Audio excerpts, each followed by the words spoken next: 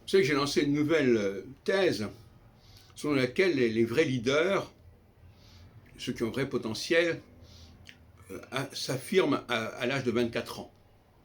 C'est le cas notamment de Nietzsche, né en 1844, et qui à 24 ans devient professeur à l'université de Bâle. Et puis l'année suivante, il est titularisé, etc. Enfin bon, il y a une progression. Et ça correspond au cycle de Jupiter.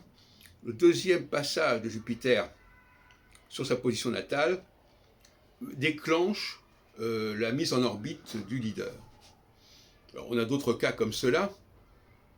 Je pense que si on regarde du côté de Napoléon Bonaparte, on trouvera à peu près des choses identiques. Mais d'autres leaders moins connus, moins célèbres, montrent ce phénomène. Donc, je dis ça pour les gens qui sont astrologues, qui veulent s'assurer que leurs clients, que les gens sur lesquels ils font des prévisions sont des gens qui correspondent à leur technique. Eh bien, on ne peut pas adapter et appliquer le système de l'astrologie relativiste à des personnes qui n'ont pas émergé à l'âge de 24 ans. Ce n'est pas à 40 ans qu'on prouve qu'on est quelque chose. C'est à ce moment-là, il faut qu'il y ait cette éclosion à l'âge de 24 ans, donc au deuxième retour de Jupiter sur sa position natale. Il y a une programmation qui est ainsi faite. Voilà.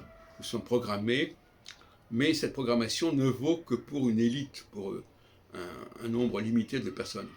Mais c'est cette élite-là qui est le fonds de commerce, si on peut dire, de l'astrologie relativiste du XXIe siècle. C'est un critère absolument déterminant.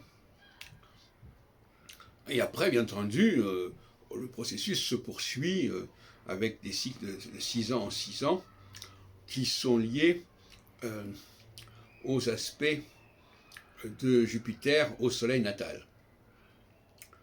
Bon. À ce sujet, d'ailleurs, je dirais que le rôle des maisons et des signes en astrologie n'est absolument pas, comme on peut le croire aujourd'hui, ponctuel. Il ne s'agit pas de trouver une interprétation parce que telle planète est dans tel signe ou telle planète est dans telle maison, mais c'est un facteur de progression. Ça permet de suivre la progression d'une planète dans le ciel, en mouvement diurne, dans le cas de l'astrologie rotationnelle, et dans le mouvement cyclique, dans le cas de l'astrologie cyclique. Bon, donc, à partir du moment où il y a un échec au niveau de la théorie progressive, des progressions, c'est-à-dire on ne sait plus très bien où sont les critères, où sont les repères, eh bien on ne sait plus très bien on ne sait plus très bien à quoi correspond ce compte à rebours du passage d'une planète entre les différents signes ou entre les différentes étoiles.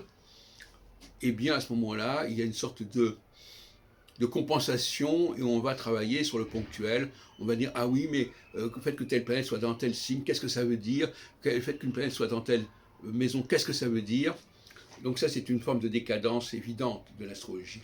Il faut rétablir cette astrologie cyclique qui ne considère les signes et les maisons que comme des informations sur la progression et l'approche de la configuration déterminante.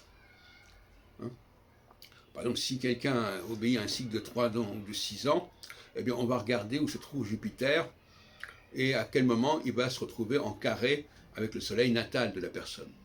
C'est à cela que servent les signes zodiacaux et les maisons à notre niveau, et ce n'est pas pour étudier ce que signifie la planète dans le signe ou dans la maison.